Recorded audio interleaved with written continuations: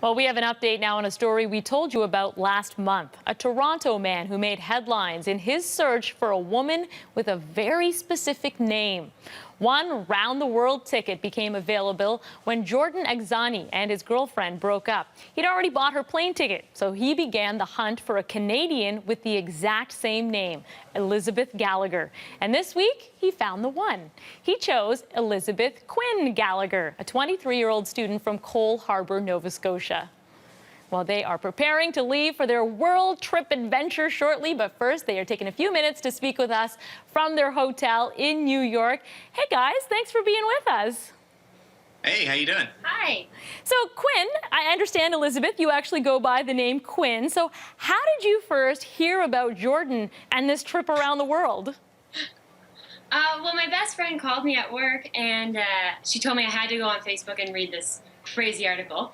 And yeah, I read it and didn't really think anything of it, just that it was a neat idea. And so many people got in touch with me that I felt like I needed to apply.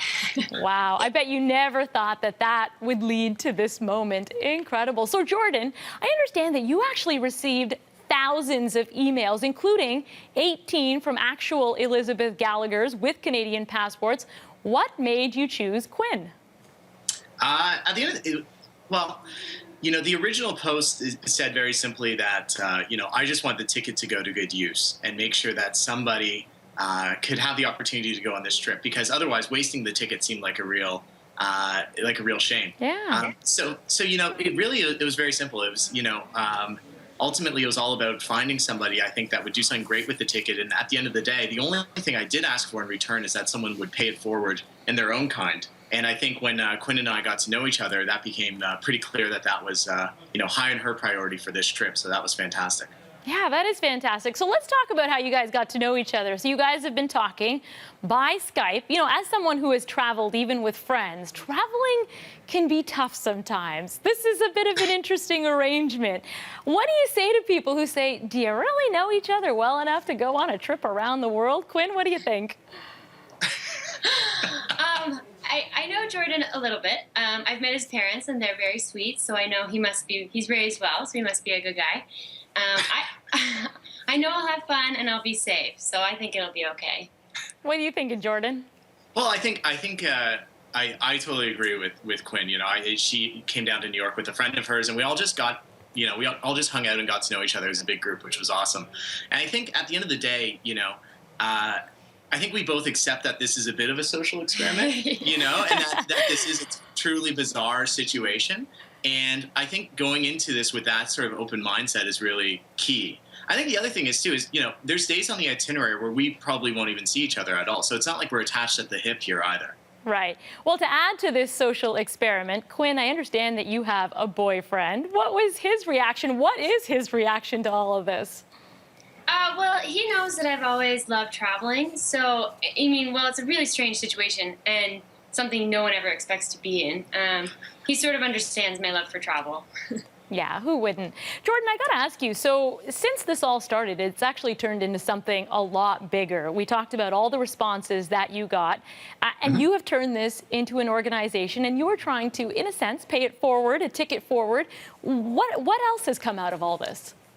Well, sure, yeah. Ticket Forward is one of the major elements, and in essence, it's a Make-A-Wish Foundation for travel, and everyone can learn more at ticketforward.org. We're really building a really cool nation of supporters around it right now.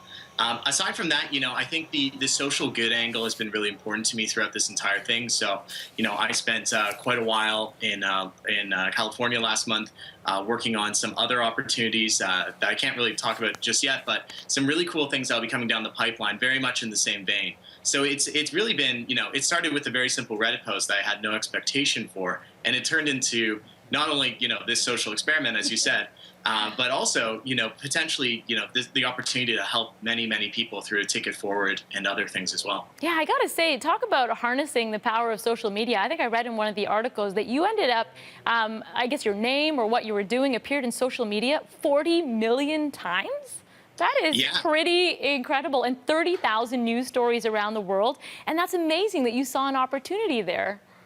Well, you know what's amazing about that, too? That was just actually in the first couple days of the original story. But when we announced the charity on Wednesday, And when Quinn was brought into the picture as well, we actually achieved 535 million media impressions, not including social media, and just from the articles we know about. So it's gone global again the second time, and I don't think either of us really expected that. Yeah. But it's great because the Ticket Forward message, it seems to be really resonating globally, and clearly we've struck a nerve. So now the question is, I think for the both of us, is what do we do with it? And we really want to help as many people as possible. Yeah, and just let me ask you quickly, what were some of the stories that really made you think, you know what, I have an opportunity here? What did you read that made you think other people need a trip around the world? Sure. Well, there's so many, it would be impossible just to pull out, a couple key ones. But I think the one that I often share, because it really embodies the whole spirit, was a 26-year-old mother of two reached out to me, and we exchanged emails for quite a little bit. She has two daughters, aged 1 and 3. And she's terminally ill. She has lung disease and likely 5 to 7 years to live. And she explained to me in a series of back and forth messages that her biggest fear about death was not death itself, but it was the idea that she wouldn't be able to set up her own children to see the world because she never had that opportunity herself. And that became, this really real idea of, travel is a transformative thing for many, especially from those with those from adverse situations. Yeah. I think we think of it as a luxury much of the time, but really, it can really change somebody's life, and it changed my own life many, many years ago as well. Yeah. So that, well, who it was would have those thought sorts of even a stories. breakup would have led to where you're at right now? I'm running out of time, but I want to ask you guys just really quickly, what is the city you are most looking forward to hitting? Quinn, first off. I'm really excited for Thailand and for India, mostly. And you, Jordan? Christmas in Prague. Really looking forward to that. That's been on the bucket list for a long time. And I think New Delhi as well, and surrounding area. Amazing. Well, you guys are embarking on something really incredible. Thank you very much for taking the time to speak with us. I hope we get to check back in with you at some point. And good luck with A Ticket Forward. Great idea. Thanks, guys. Thanks, Thank you. Quinn. Thanks, Jordan.